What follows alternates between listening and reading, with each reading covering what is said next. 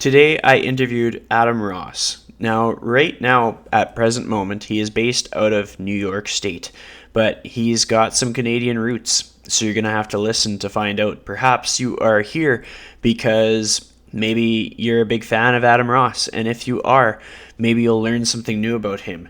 In this episode, we talked about nutrition just lightly. We kind of got on a bit of a tangent on artificial sweeteners. We talked about being on a team. We talked about how teamwork makes the dream work. We talked about communicating, learning, having a good attitude, finding your mentors, and just being a genuine good human being.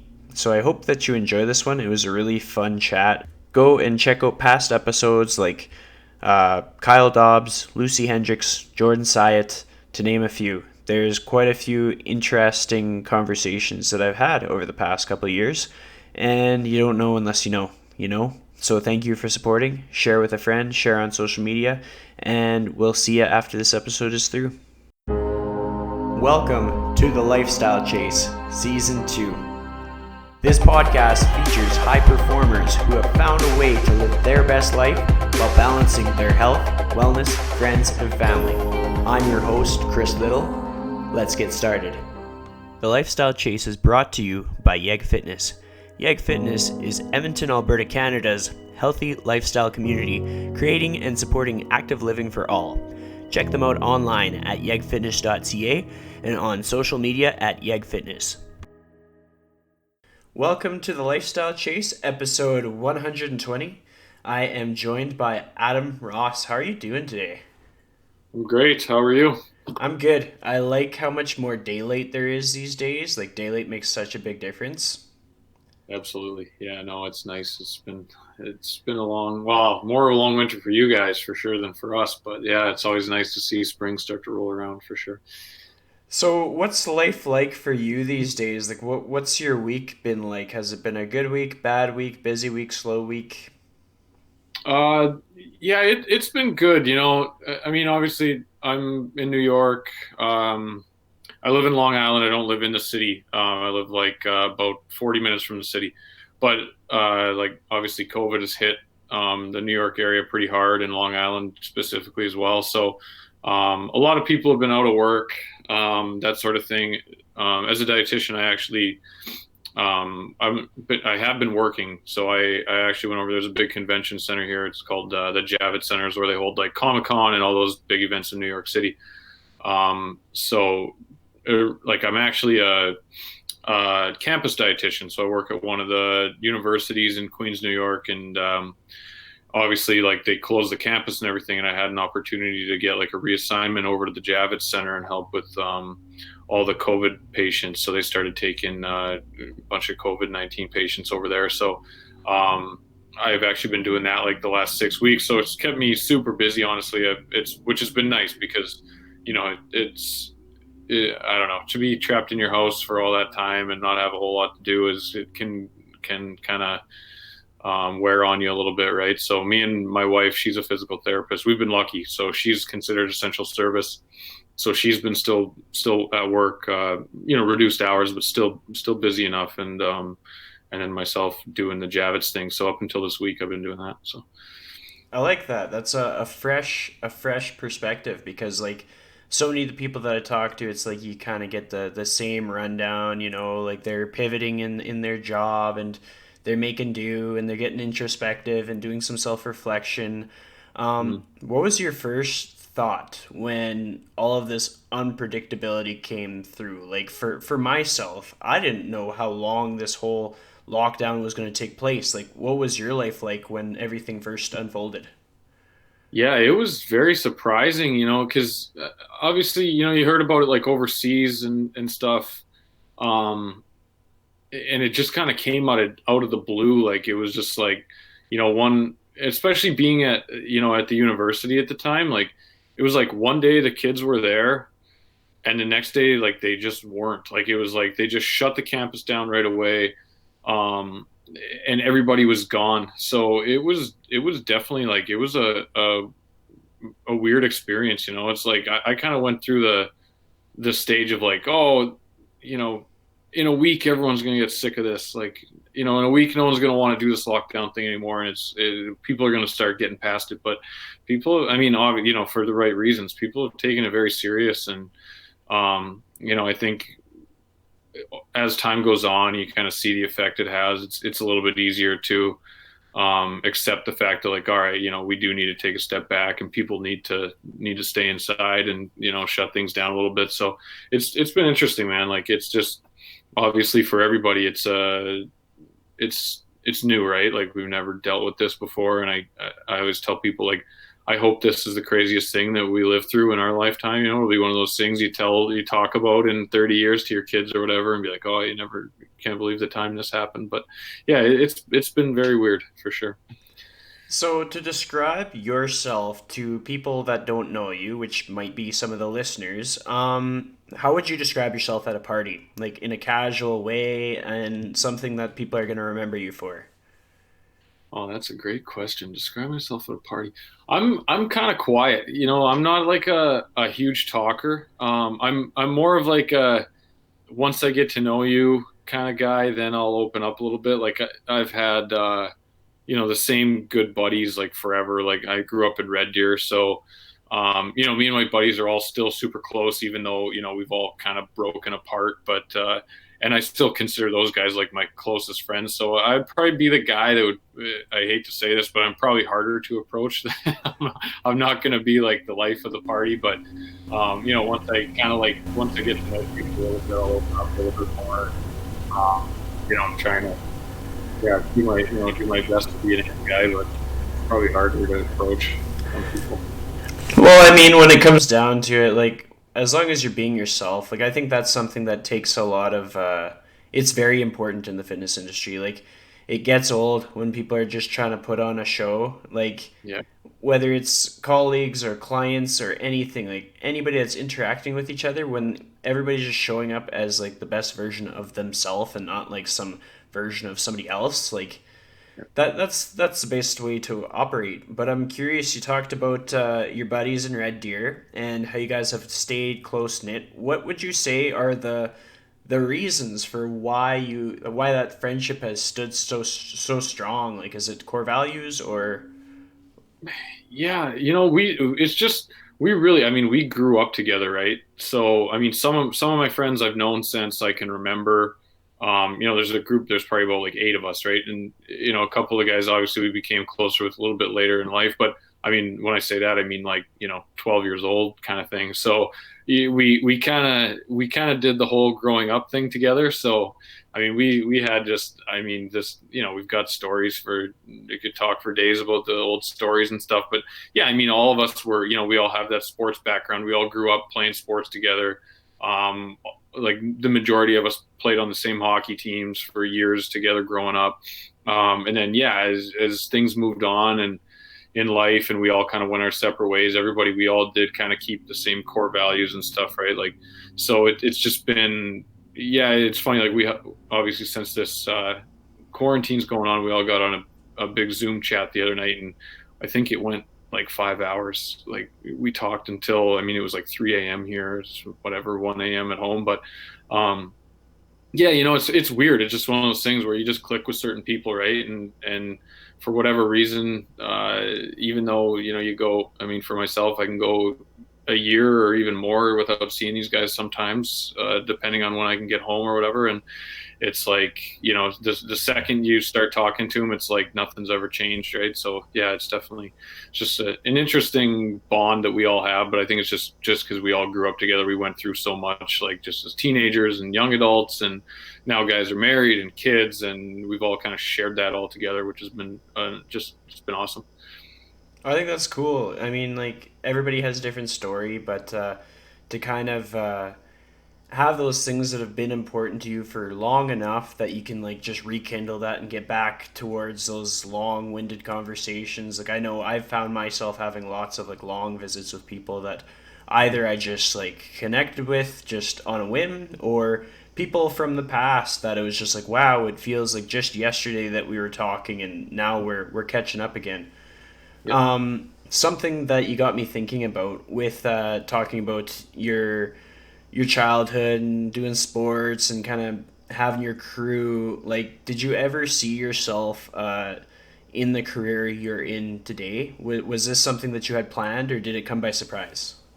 No, never. No, I had like probably like most hockey guys, I had no plan. I just was playing hockey and I was enjoying myself.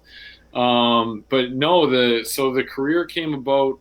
It actually just evolved, man. Really, like it just evolved over time, right? Like I mean, I started out, you do like, you know, the traditional hockey path, I guess, like playing junior hockey, and then I was lucky enough I got a scholarship and moved out to Massachusetts, and that's kind of when things started to take a like get pretty serious for me, right? Like I showed up not really knowing what to expect, in terms of like the hockey and the commitment that it took and everything like that. And it was actually me like not being happy with like the way I showed up my freshman year to play hockey. I made like I made a decision like, okay, you know, at the end of this freshman year, like I made a decision. I was like, I'm not coming back. I'm not doing this again. Like I'm going to take this summer. I'm going to get my nutrition on point. I'm going to train harder than I've ever trained.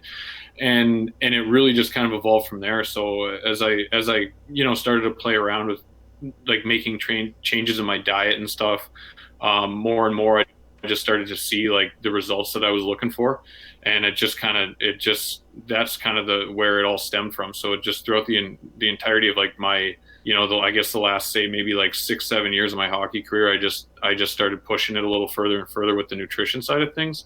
Um, and then I actually had to I had to go back to school and redo everything. I got a whole nother degree and everything after the fact, after I retired from hockey, just because it had kind of taken over as like just one of those things where it just became like a passion of mine, I guess you could call it. And yeah, it really just stemmed from just, I guess, being competitive and not being satisfied with where I was at when I first got to college. So when it comes to like really dialing in the nutrition, what was like the light bulb moment that made you think like, oh wow, like I did this and all of this other stuff changed? Yeah, believe it or not, it wasn't like I had to make drastic crazy changes, but and that's the thing that gets me about nutrition is people think that they have to do like a complete like 180, right? And just change everything about their diet. It's really not that. It can be just a few simple things that you change. So, I mean, I think where it really was is like I said, it was that summer between my first year of college going into my second year, and I decided to make some changes, and it was small. I just made more of an effort to eat like what I would have thought. I mean, I would do it totally different now, but what I thought were healthier foods, you know what I mean? I stopped eating certain things. It was like I was working construction in the summers, right? So it was like I stopped eating 2 donuts every Tim Hortons run, and just was taking better care of myself. I was focusing on getting lean proteins and better carbohydrates and things like that. And then, when I showed up for school that next year, all the guys on the team were like, "Whoa, what the hell did you do?" Like, even my aunt at one point, I think, asked my mom if I was like taking roids. I made like a good, and I also worked my ass off in the gym, right? So like, but I made like a pretty crazy, like a pretty good transformation, like within like 3 4 months kind of deal, and it all kind of came together. Like I had a great strength coach at college who sent like had me set in the right direction with a program. I was working construction, so I was working a physical job. I was eating right, and I was training hard, right? So it all kind of worked together. But that was definitely the time when I was like, wow, okay, like this has opened my eyes to like what I can do with this, right? And then I felt good, felt the better I ate, the better I felt, and the more energy I had, and things just snowballed from there. Well, I think even though we find these things as, like just a simple change, something that wasn't a big drastic change, it's still something that if we talk about it out loud on a podcast, it's valuable for people to hear, like in just that, yeah, you increase like lean proteins or you decrease donuts. Like it could just be you write a sticky on your car and it says Tim Hortons, no donuts. Like might Yeah, be yeah. tough, it might be a struggle, but a very simple lifestyle change that could compound over time. Absolutely, yeah, man. I mean, that's what I try to push with the people I work with too, right? Is that that's what it is. Like it's just lifestyle changes, and it has to be sustainable, right? So it's like um that I think that's the biggest thing, right? Is like I said, it doesn't have to be drastic. Like it can be small. It can be like, yeah, you're gonna it can be literally like if I eat the donut from Tim's 5 days a week, I'm going to start with 3 days. Like I'll knock it down to 3 days, and then when I kind of realize I don't really need that anymore, I'll knock it down to one day a week, and I'll have that donut on a Friday or whatever. And yeah, if you just can kind of find like I always say like the low hanging fruit, right? Like everyone has those things where they know that they need to make a change in their diet, and that's kind of what everybody wants like that magic, like they'll talk to me and they'll say like, oh, what can I do, like I do all this right, but I drink 3 nights a week, I go out and I get hammered 3 nights a week. It's like, okay, so you always have that, but you always know that there's like those specific things, right? So I think everybody's, or for the most part, people have an idea of like healthy eating and what to do, but a lot of times people don't want to kind of accept the fact that like that low hanging fruit is the thing that's kind of holding them back, right? And you don't have to eliminate it, but a lot of times just decreasing it and replacing with better options will get take you a long way. Yeah, I mean, in my own experience, because I'm that guy that hangs out at home and works on projects on the computer, spends a little bit too much time by himself, I could easily fall into that void of, oh, let's just have a beer or let's have some cookies or whatever. And so, what I Mm-hmm. found to be really helpful is just like you make a rule. If you sit down, you have a cup of tea. Like, I made tea for this interview, and then it's beside me, and when I'm like, thirsty, tea.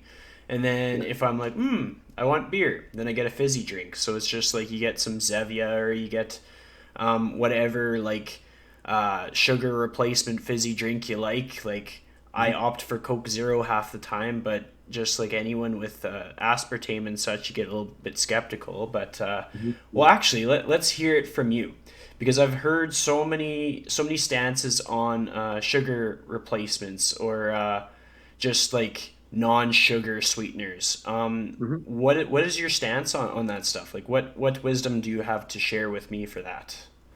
Yeah, I guess it depends on your goal, right? Because like if we're talking like in terms of a Coke Zero and body composition, the 0 calorie sweetener is going to be better because it's 0 calories in terms of you're not getting 40 grams of, pure sugar into your diet, however many times a week you're going to have a Coke or whatever, right? So, I'm not going to say like, yeah, like I'm not going to say that they've done a ton of studies, and the studies all prove that like these things are safe to consume, right? Like they're actually, that's like what they put them as, I think, like generally safe to consume list. I don't think that means that they're the greatest thing that we should be putting into our body. But again, like I think that like within moderation things are okay, right? So and then it depends on your goal. So if you have like some serious gut issues or something like that, and you're finding you got a lot of digestive problems or gas all the time, some of those artificial sweeteners, they don't. I mean, they either won't digest or they don't digest well, right? So, um, at that point, I would say, if you have a lot of gut issues or something like that, you may want to avoid those things. If you don't really have like a gut any kind of digestive issues or anything like that, and you're just looking for like body comp, then again, I think you're okay going with like the artificial sweeteners, right? But I mean, it's kind of falls on the person and their goals. Yeah, no, you put that really well. I liked it a lot because what I find is people will see an article that rolls out and they'll be like, this causes that. And they're not willing to look into the body of research or like just like looking at more than one source. Like for myself, I know that when I'm talking about something and I'm like, oh, I do this, like I should probably vet it a little bit because there's some people that might think it and then hear it and then all of a sudden they're just going to get like multiple bottles, like 2 liter bottles of Coke Zero, because they figure that's going to solve all their problems. But like that much of anything would not be ideal. And then it's Exactly. just you have your stevia, you have your sucralose, you have your aspartame. I can't even remember what else, but like There's a too lot much of of them around. anything and it's not going to solve problems, and half the time somebody might get gassy anyway, so it's like, yeah, it's great, but you know what's even better? Water. Like, water is probably what should be the solution for most people.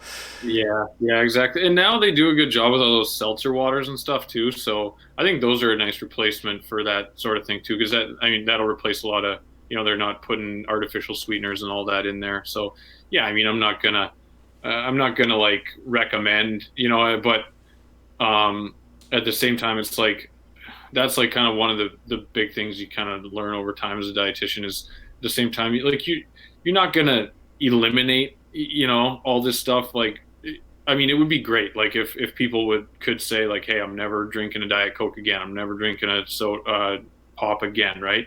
But in reality, people are gonna do that, So I think just just being smart about it, and yeah, it's like rather than having the 2 liter every day, maybe you keep it to 1 can or something, and you're going to be a lot better off. So that's kind of the way I see it. But Totally. And like, that's the first time I've ever actually gone on a tangent about anything that dialed in, you know? Like, usually it's so much other things. I'm asking you, like, what do you prefer, donairs or pizza? And since I said it out loud, which do you prefer, donairs or pizza? pizza every time, pizza. What I kind of pizza? Well, I'm in New York, so the pizzas here's pretty good. So I go, believe it or not, like I have I just order like regular cheese slices, but I make them put grilled chicken on it. So I have like a couple places that I order from, and I know it's like a weird order because they recognize me right away when I order. They're like, "Oh yeah, I remember you. You're the guy that orders the chicken." Oh yeah. Most people here just do the standard like, classic cheese slice or whatever, but I don't know. I got to have some protein, something good in there. I tell myself. For sure. You got me thinking about like New York. Like, you talked about Red Deer, you talked about New York. Let's fill in the gaps. How did you get from Red Deer to New York? Yeah. I'll try to keep it short. But no, so that's originally was the scholarship, right? So I got out to Boston. I was playing hockey out there. And I met my wife at college. So she is a Long Islander. She was out in Massachusetts at the same school as me playing soccer. Um, and then I kind of went around playing like minor league hockey for a few years afterward.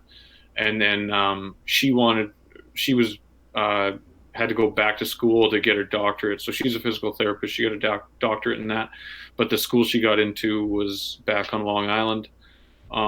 So when I was all said and done with hockey, I moved out here, and I've been here ever since. So been that's kind of the short version. So, when it comes to moving around, have you ever had struggle being in new environments, or do you adapt easily? Yeah, I mean it I'm not like I'm pretty relaxed, so I've definitely been in some stressful situations, but I think I handled them pretty well. Like I mean, even when I moved to out to school the first time, like I wasn't thinking like I was like 19 years old or whatever. I was like not thinking that it would be a big issue. I remember just like packed a couple bags, hopped on the plane, got to school. I had to be there a week early because international students had to go a week early, and like getting into my room, and I mean it was like I mean the humidity out east is like I mean it was like nothing I'd ever experienced before, right? So it was like 30 degrees, Celsius, and just humid as all hell. And I like walked into my room, and there was just like this single like rubber mattress, and like that was it, right? Like I didn't have any bed sheets, I didn't have a pillow, I didn't have a TV or a fridge or any of this stuff.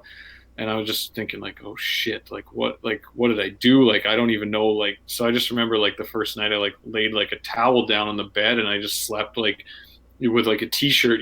So I mean there's definitely things, and then they would be, I guess you could say for some people they would be stressed, but I kind of take stuff in stride, so it wasn't terrible. But and then through like through like playing like pro hockey and stuff, there's a couple times like you get traded or cut or whatever, and you have like 12 hours. They're like, all right, go home, pack your shit. You're off to the next place. Like, I mean, so that's always like kind of a stressful time, right? Because I remember when I got traded, I was playing hockey out in California, and I got traded out to West Virginia, and there were like I basically had like 6 hours to like go pack everything I had and be on a plane, and I flew overnight, and I drove straight to the team bus, got on the team bus, and had a game with the new team that night.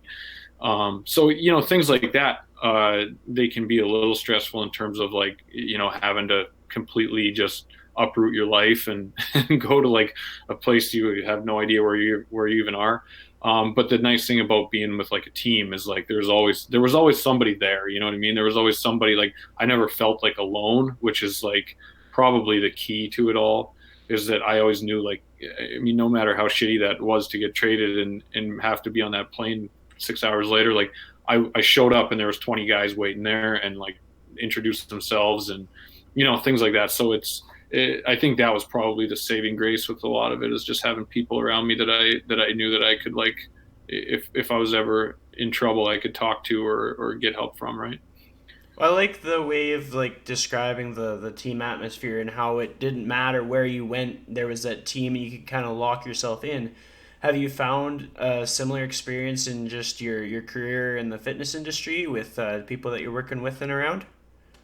Yeah, I mean, in this industry, yeah, I mean, it's obviously not the same as being a part of a team, because there's always kind of that, everybody's it's business, right? So everybody has their own business in mind. But no, there's definitely some amazing people, man. Like, I mean, even we were connected through the Sleep Summit, but just groups like that I'm a part of. Some of these people have been super helpful, and the one thing that is really cool about this, like this industry in particular, is like everybody is willing to help, like I think even as like myself, like as a professional or whatever, I feel like I shouldn't, like, I'm almost a little bit hesitant to reach out to people because I don't want to bother them, or I think they're too busy or whatever, or they just, why would that guy want to help me? He's here and I'm down here or something. Why would he want to help me? But anytime I've ever reached out, like, people have been more than happy to like share their expertise or share their story, or you know provide some feedback or tips or whatever it is, right? So no, it's a and I think too, like, the majority of people in this field, they've got here because they have some sort of a background in athletics, or even if you're training, you like to be a part of a group or whatever it is, right? So I think the two kind of overlap pretty good. So it's been great. I got no complaints. Well, I like that, and just describing it too, because there's been lots of instances. Like, I mean, the cool thing about the situation that we're in right now is it changes the dynamics of so many people's schedules in such a way that we're all just chit chatting away on Instagram and sending each other emails, jumping on video calls. Like this morning, it was one of the other presenters. He sent me a DM and he was like, "How do you do those audiograms for your podcast?" And then I like sent him like a little how-to thing and just Mhm. little things that I have mastered. I can help people that are smarter than me with, and just vice versa. It's just kind of cool how everybody comes together like that. Exactly. Yeah, no, I mean, it is like it's very cool. Like, people really have like banded together, which is great. Yeah. And that's the thing, I think, we all realize that it doesn't hurt to, like, like, people value their time so much, but I mean, it really, like, it doesn't hurt to reach out to somebody or just talk a little extra. I think there's a lot to be gained from that. And even like the busiest of guys in the industry or whatever, like, I think maybe are realizing, it is important to like have, like, I guess, like, connections, right? And have people that they can fall back on. And like you said, like, something as simple as like, oh, how do I do this? Well, I know now that I can reach out to this specific person, where, before maybe you wouldn't have taken the time to do that because you never had it, right? So yeah, it's been interesting. And I think it's, as detrimental as it's been to a lot of people and their income and everything like that, I think there's been a lot of benefit, from having to kind of take a step back and, maybe not be, I won't say not be as busy, but just have to find a way to do things a little bit differently, right? Well, I mean, it's been a blessing in disguise. Like for some people, it's like a blessing that we want to swear at every day. But I mean, there's been Yeah. more continuing education than you could shake a stick at. It's all Mhm. been very accessible. Yeah. Tons of just opportunities to just like stop and smell the roses. People's sleep health has probably increased dramatically. Exactly. And it's forced people to be accountable to their business plans. Like, whereas before we kind of, maybe I'll work on my website a little bit later. Now a lot of people are working on their website really hard. Absolutely. Yeah, I know it's so true, right? It's like, it's all those things. I mean, I know this has been said 1,000 times, but it's all the things that you talk about. How I could do this if I just had time, if I just had the time, yeah, like you talk about with sleep and all that stuff. And yeah, especially for me too, like having the full-time job and trying to do like the personal business on the side, like it's way too easy just to be like, oh, I'll do that another time. I'm busy. I'm this, I'm that. But no, this is a great time to, yeah, if you're into doing anything like that, now's the time to get things done. So, with all of that being said, we've painted such a positive picture on life right now. This industry's tough. Like, it takes a lot of energy. I mean, you're working with people all the time. Have you ever had a time when you're like, wow, like, I can't do this anymore? Or just a time when the job just defeated you? Not yet, luckily. Sweet, that's awesome. Well, I Yeah, mean, no, what is the magic to the job for you? Because I find I relate. I'm really passionate about what I do. Being away from people is the hardest part. It's like when I'm with people, I feel awesome. So, what's your experience like? yeah, no, I mean, I won't say that. I mean, it's definitely stressful, right? And there's, depending on who your clientele is like, some people are, if you've ever worked with people, some people are easier to deal with than others, or you just jive with some a little bit better than you jive with others. But I mean, no, I mean, I really value my alone time, man. Like, even like probably more than my wife would like me to sometimes, but probably she gets the worst end of it some days, unfortunately. But I mean, I think that's like kind of my strategy is like I seriously value my alone time. So to honestly, like I'm a little more like introverted. Like I'm not a huge talker, and especially not like we talked about like at a party. Like I'm not a big like small talk guy, like a bullshitter like that. Um, so yeah, I mean to go through and like run through say 6 7 hours in a row of clients where you're training people or coaching people with their nutrition or whatever, it's a lot for me, like mentally. And I just, so like I said, I try to take advantage of that alone time whenever I get it. So around New York, whether it was like, there's been times I've been working in gyms in the city and stuff. It was like that, the train ride home, I knew I had an hour where I could just kind of like sit quietly, don't have to talk to anybody, decompress. Just, I'm kind of a big like sit with your thoughts kind of guy, and just kind of, I don't know, that's the way I manage things best, I think. But Yeah, and that works really well. I would find that I relate most of the time. I get a little bit self reflective, kind of think about things, and then find a way to move forward. yeah. When it comes to like this career and everything like that, like people usually have like some kind of an influence to them, something that sort of like shapes them into who they are. Would you be able to think of like one or two people that sort of influence you in what you do? Yeah, definitely. Well, so I have like my college coach, definitely. So I have my head coach of my hockey team in college. His name was Mark Dennehy. He was huge. He was just like a really awesome guy, and I think he kind of, he kind of like taught me the, I guess, like value of like being a good person and everything like that. He was not just all about like the wins and the losses and stuff. He was a lot about like how you carried yourself as a human being and with pride and all that stuff. So that was huge. My strength coach at Merrimack College as well is a guy named Mike Kamal, and he like took that. He took he when he came in there, it was not the best of situations. A tiny little weight room. The guy was working from like 5 a.m. until 9 p.m. every night. But like he never complained about it once. He showed up, he worked his ass off, and he still does.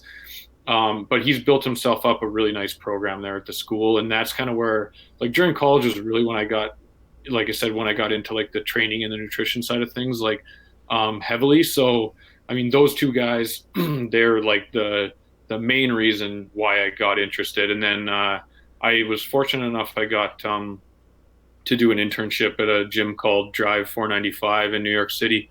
I met the owner of it actually playing hockey out here in Long Island, and we just got to talking or whatever. But and a lot of the guys in there have been like, especially for like my development over like the past like 3 years, they've been huge. So they just kind of like through that internship, like I got to meet some really high quality like trainers, really knowledgeable like in all aspects of fitness, right, and nutrition.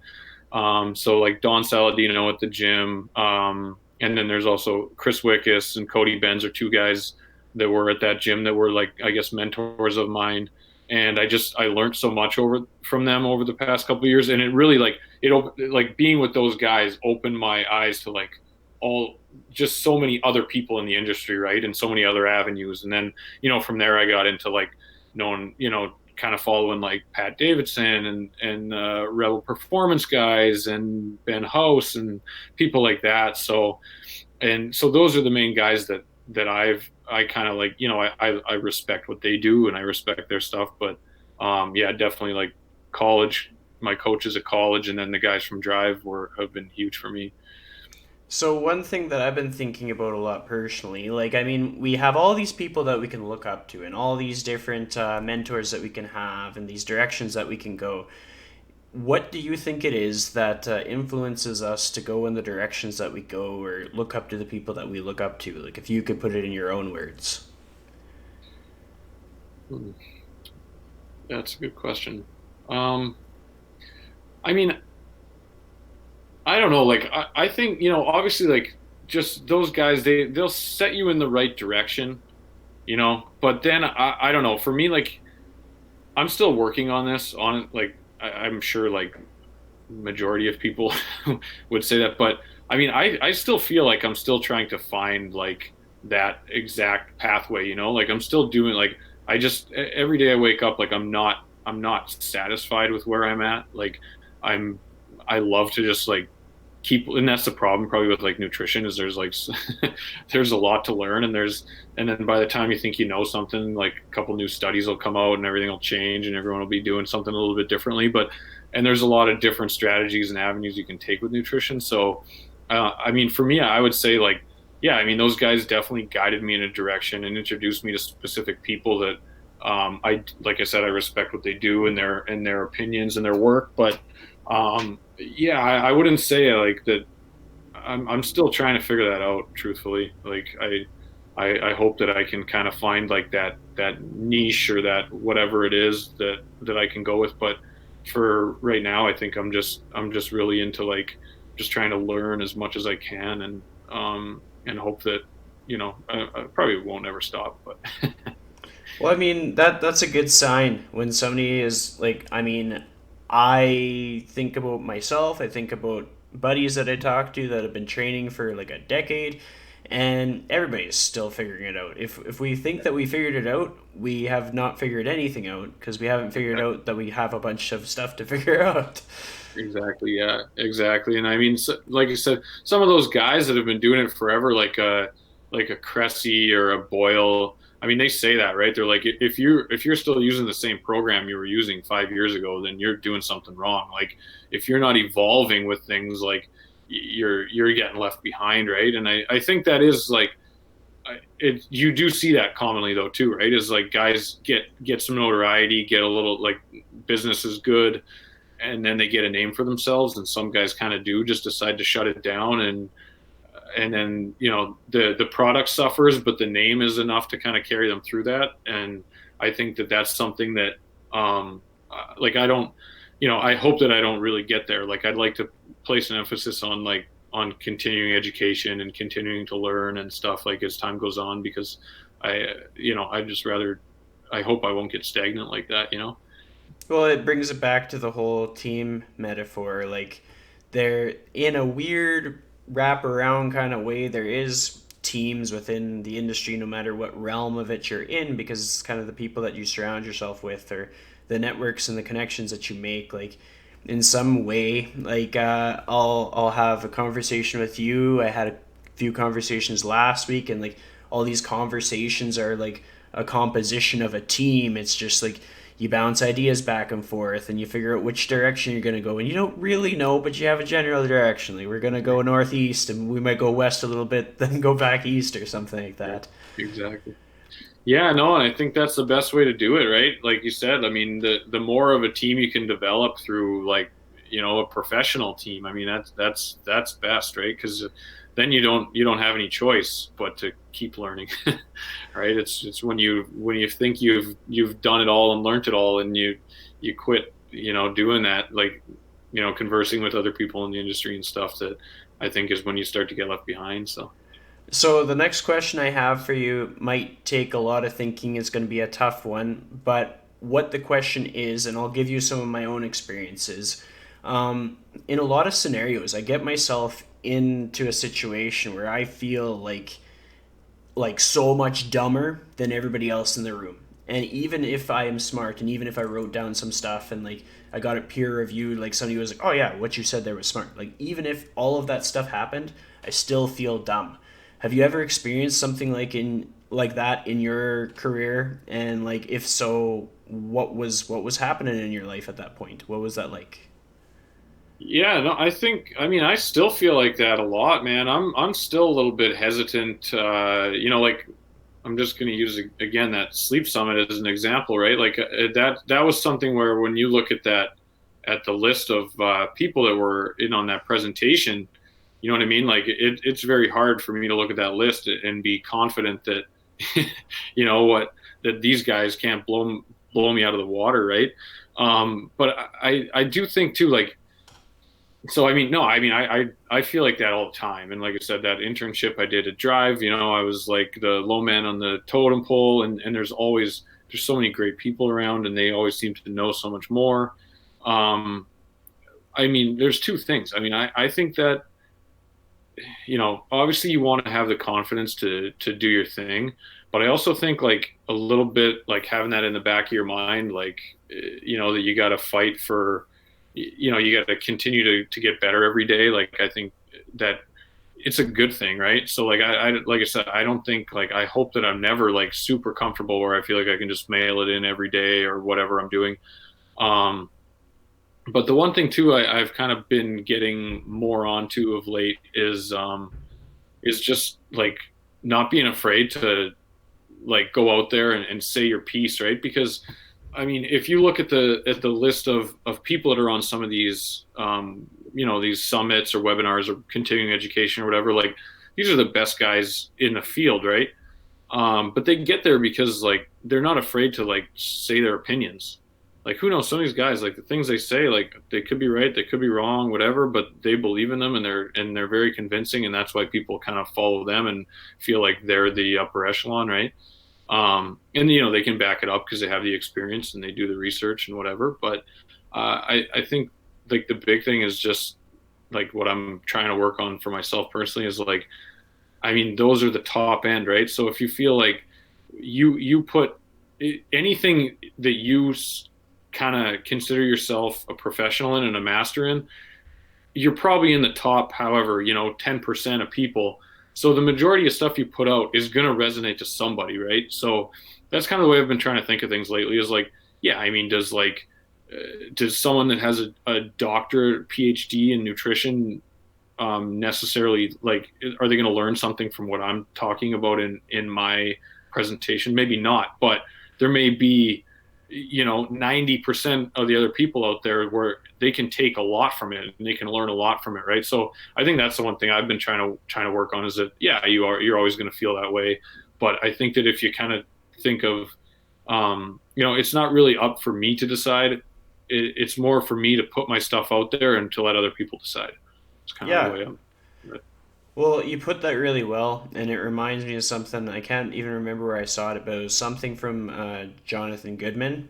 He's been putting out so much stuff on just, well, his business in general, Mm, and kind of finding ways to equip people to basically be at their best through their business, primarily through the online space. And something that he hammered down on is like, a lot of people are really wrapped up around their engagement on Instagram, Mhm. and like everything revolves around like getting to that 10,000 followers, or their engagement is down, people aren't liking their posts. And he was like, there's going to be a shift like in 2 years or something. And I wouldn't disagree. And it's just like it kind of circles around to the fact that like, hey, if Instagram disappears, what do we have to show for ourselves? And so should we focus on like the echo chamber or the people clapping for us, or should we just put our nose to the grindstone and focus on what we're putting out there? So focusing on writing articles and focusing on putting out podcasts, or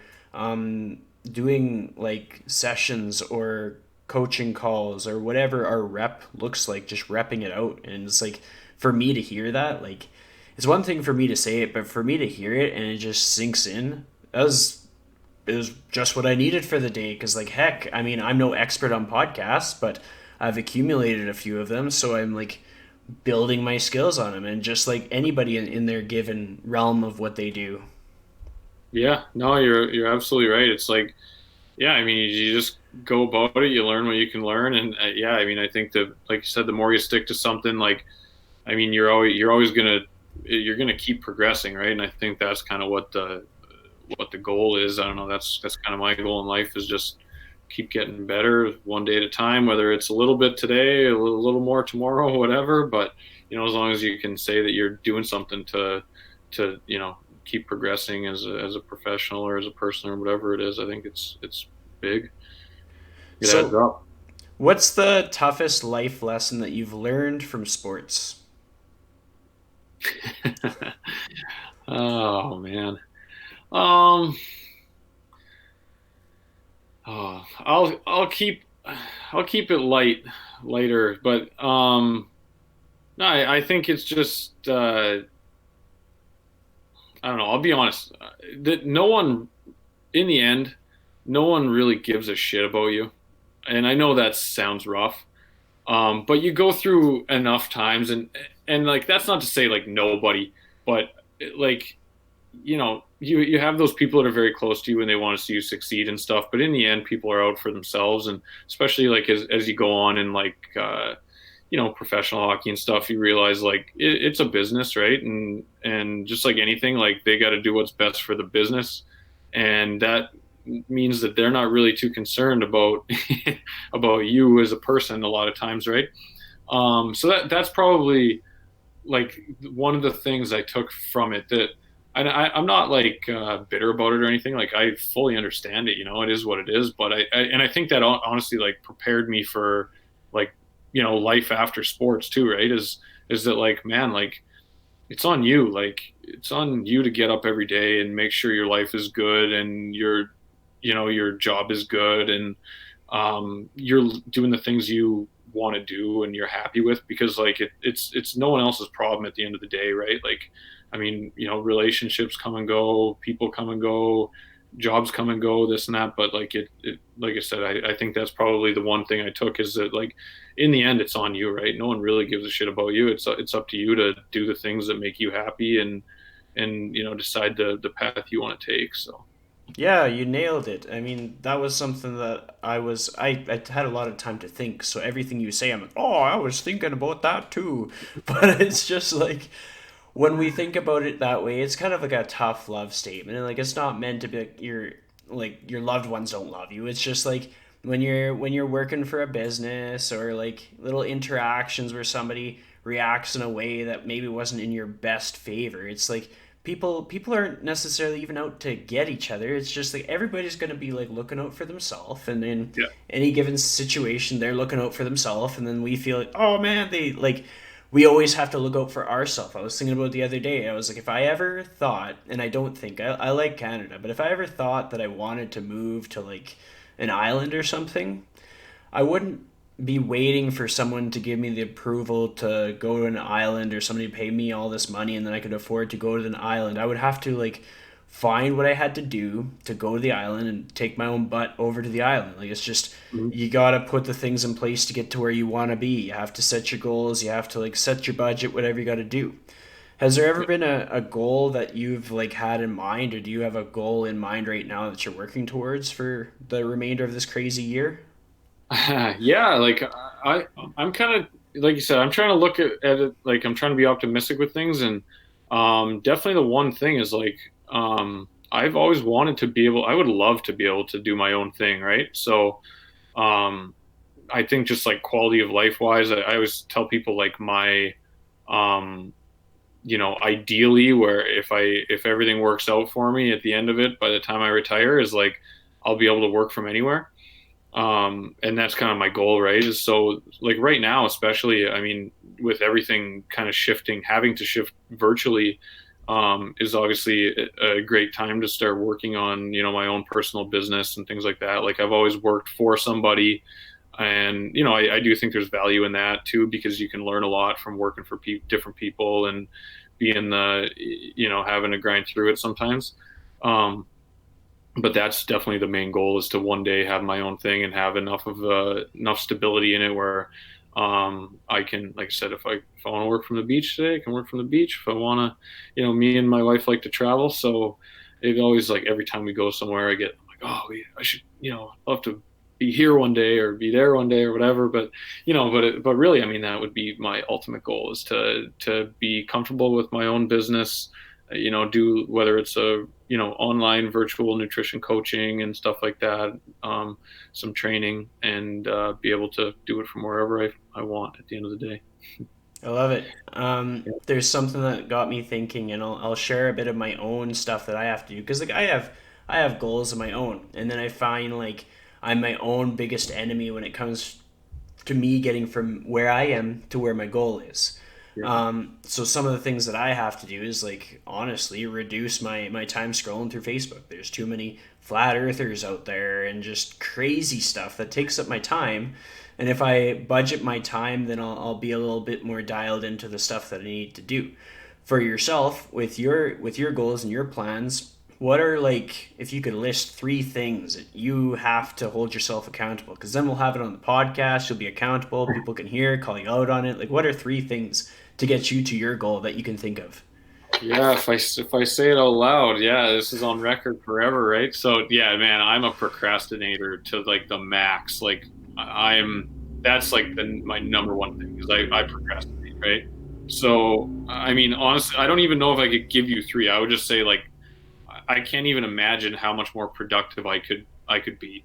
So I'm gonna just go with like procrastination all the way because I'm the same as you. Like I'm with Instagram, so like I'll be like, oh, I'm gonna go and just check up on this one thing, and then 45 minutes later, I got my face buried in my phone, and I don't even know what I just did. And it's so counterproductive, and it's such a waste. Like you talked about earlier, where you're just searching for likes or whatever it is. I mean, I'm not even doing that. I'm just wasting my time just mindlessly scrolling around. But that would be my thing. Is and that's why also like why I don't dive into like doing my own thing 100% is because it scares me like that because I know that I procrastinate. So like, it's for me, it's a lot easier to work for a boss because I can, like I'm accountable at that point, right? If I'm only accountable to myself, I'm not as productive as I would like to be every day. And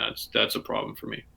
I love it. That's perfect. So I have one final question for you, and this is a question that I ask all of my guests. If you could give one piece of advice on how to live your life to the fullest in the most authentic way, what would that piece of advice be? Oh yeah, one piece of advice. Man, I would just say, I mean, it's probably cliche, but like, just do what, I mean, do what makes you happy. Um, but at the same right, like, it can't be all good all the time either. Like, I mean, if we want to like kind of bring it back to like nutrition and fitness and stuff, it's like, I feel like people, if they would just dial it in a little bit and just take responsibility for what's theirs, and that being like your eating and your exercise and stuff like that. People, I think, could be very, the majority of people, some people are flat out just not going to care about that stuff, and not, that's 100% cool with me, you know what I mean? But in terms, like, I feel like we people like the people that I talk to and that I encountered, they place such importance on this stuff, but yet they're kind of unwilling to like to do it, right? So in my mind, I'm always just like, I'm just like, why can't you just do it, man? Like, just do the stuff that you know is going to make you happy. And if that's like losing 10 pounds, then I mean, get help and do it, or do it on your own, or do whatever, however you have to do it. But like, that's kind of my thing, is like, just like, I think if we quit talking about everything and just let's talk more action, I mean, I feel like life could be so much better for everybody. Like, I feel like I have it pretty figured out in terms of exercise, but in terms of like career, I don't, right? Like I said, I'm a procrastinator to the max, and I'm not that accountable to myself. So I'm more talk less action on the work side of things. I'll be in the gym all day or eat right. You know, I can do that all day. But yeah, I think though that would be the big thing, is like, let's talk more action. Just if you want something and you know it's going to make you feel good and happy with yourself, you got to quit making up excuses for it and just go get it. That was perfect. So, thank you very much for joining me today. This episode was awesome. Yeah, I appreciate you having me. It was great getting to chat. So this was awesome. Thank you for listening. Now, I have a challenge for you for today. Your challenge for today's episode is to conquer what you have been procrastinating. So, if you are like me or Adam, where there's just something that you kind of put off for a while, or just a goal that you have in mind that you want to achieve, what's in your way of it? What are you procrastinating? Address it, put it out there, conquer it. So in the post on at the Lifestyle Chase on Instagram, you're gonna find the post that gives you your episode challenge, and then put in a comment there as to what you are going to do to overcome that. So it could just be productivity, like less time on social media, looking up flat Earth people, or it could be something like eating less Tim Hortons donuts. And it doesn't have to be that tricky either. Whatever it is, put it in the comments. Thanks for listening, and thank you for supporting the Lifestyle Chase.